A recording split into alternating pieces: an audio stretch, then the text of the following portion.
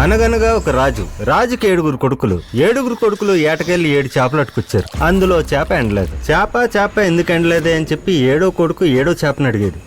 అప్పుడు ఆ చేప ఏం చెప్పుంటది? గట్టివాము అడ్డొచ్చిందని ఏమైనా చెప్పిందా సార్? చేప మాట్లాడుద్దా అంకుల్? చేప మాట్లాడుద్దా?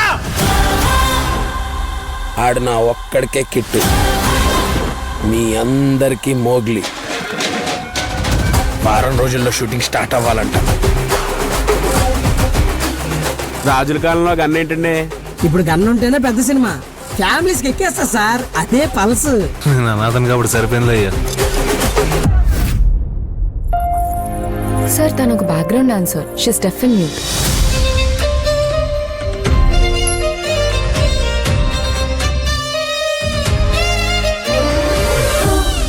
తను నీకు థ్యాంక్స్ చెప్తుంది. నేను సిగరెట్ అడిగారేమో అనుకున్నానండి.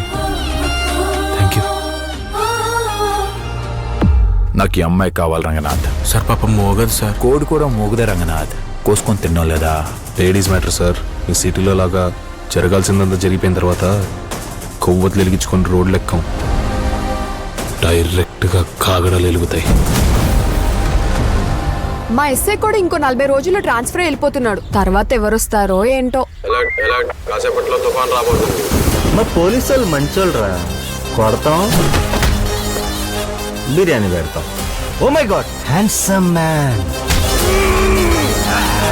ఒక్కసారి నాది అనుకున్నాక ఎవడ ముట్టుకోకూడదు. ముట్టుకుంటే ఎలాగా ఉంటది.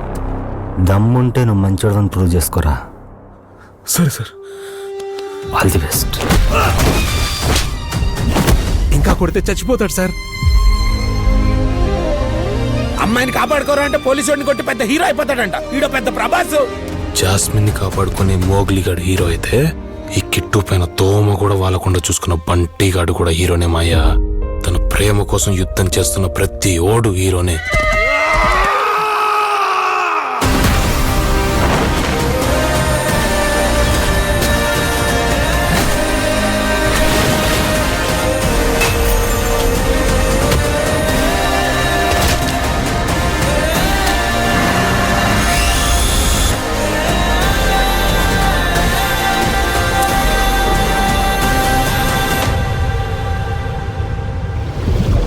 ప్రతి ప్రేమ జంట సీతారాములు కాకపోయినా